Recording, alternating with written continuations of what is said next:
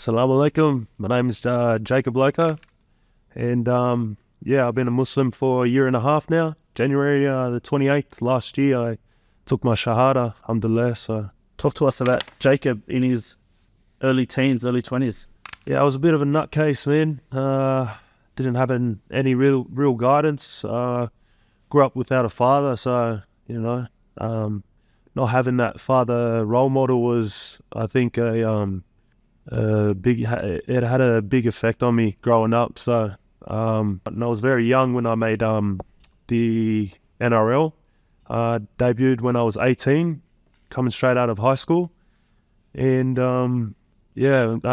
having my first injury and the effects it would have had, mentally on me. So my outlet was alcohol, and from there, man, I sort of spiraled pretty much in an uncontrollable way. Let a lot of people down that that I looked up to, and playing with men. I was still a boy really at that age. Picked up a lot of injuries because of the massive shift. My body not being used to it. So yeah. Jacob, talk to us about the first time you were introduced to Islam. The first time, January last year. A brother of mine, who I'm really close with now, his name's Ali Alouche. We played. I played when I was at the Bulldogs. He was in the younger grades, and the way we met, I saw him cleaning the bikes, and I thought he was just some kid doing work experience. And I walked up to him and I said hello, and yeah, from there we sort of got along, man. Even though he was a bit younger than me, I had massive respect for him, and even when I left Doggies, we still kept in touch. Yeah, last year, funny story. When we were meeting up, he told me we were going to grab a feed, and then before we met up, he's like, "Oh, I just got to quickly go pray at the mosque," and I was like, "Yeah, that's all right." And then when we were there, he goes, "Oh, I'm going to make wudu. You want to come see what it looks like?" And I was like, "Yeah." And then he goes, "Do you want to pray?" And then I was like, "Yeah." And I was stuffy, like. And then as we were doing wudu, there's something special in that moment, man. Because you're purifying yourself, And even though I didn't know what I was doing, I still felt incredible. And so we prayed, and I just followed what everyone else was doing.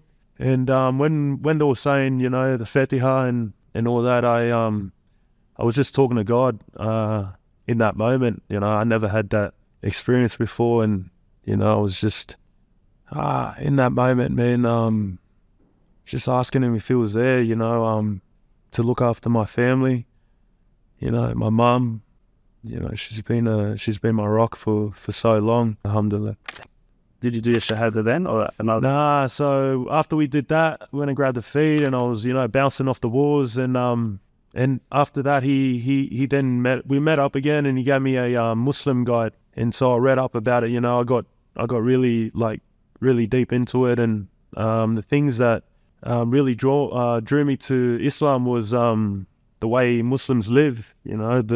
How it's an honorable life. When you practice and when you follow it, it gives you that sense of, especially for me, how to be a man. I never had that before. And how to really take care of yourself, and how to look after your family, and calling up your mum and your brothers and your sisters. And Just talk to me about the day you accepted your Shahada. Talk to me about that moment. when I took it, it was about a month after looking into Islam. I was on the phone, and I was heading back home from work, and I was on the phone to Ali, and he knew I was just on the edge of it, of accepting, and he told me I can still learn, but as a Muslim as well, after taking your Shahada, I thought to myself, I'll do it, man. And after that, when we did it over the phone, I haven't looked back. Yeah, alhamdulillah.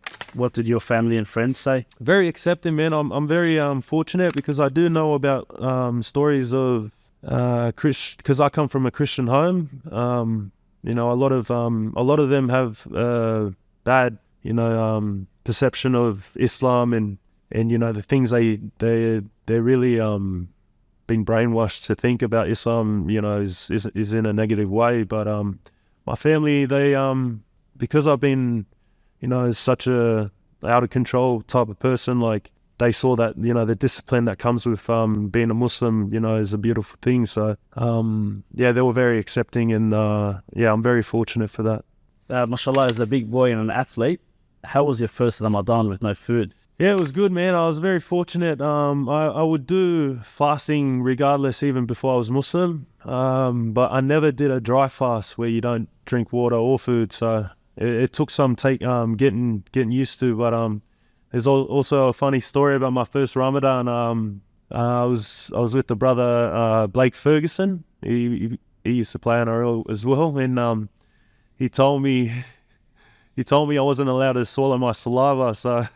And we were about to run on and play a footy game, so I'm like spitting like my saliva out, and this happened for for a week. I sparred Paul Gallen 6 rounds straight, and I'm in the bucket between each round. I'm spitting in the bucket. I'm not even drinking water or food or anything. But alhamdulillah. When I told Ali, brother Ali, he couldn't believe it. So if you had one message to any non-Muslim out there, maybe some of your NRL colleague players, maybe some of your friends around you now, about Islam, what would that be? If I had a message, they all know me for being, that reckless person and all these things, and some of them are down that path. So, if I had a message, man, there's only one thing that fixes all, and that's Islam. To put it simply, Islam, it really does fix everything, your mental health, everything like that. So alhamdulillah. Do you have a favorite verse from the Quran? Yeah, I do actually.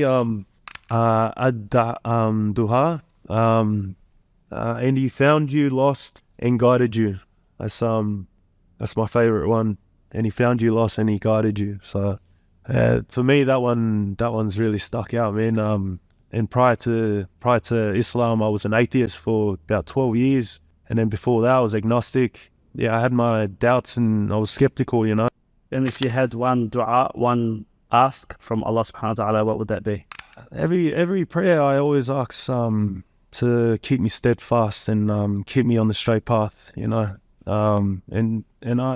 prayer I always tell him, I'll always run to him no matter what happens in my life, It really helps, man, especially in prostration, when you're bowing and your forehead and your nose is on the ground.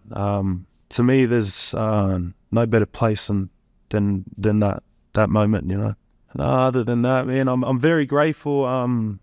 I see it now, man. Like, I have conversations with him. I even laugh, like someone who would see me, because sometimes I pray at work and they think I'm a nutcase, but yeah, it's a beautiful thing, man.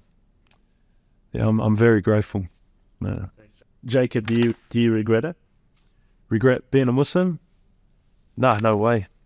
Nah, I'll whatever it takes, I won't question it ever, because it gives me peace. Nothing's ever given me peace, Inshallah, I can reach out and give dua where I can, and hopefully one day get one of the brothers to take their shahada as well.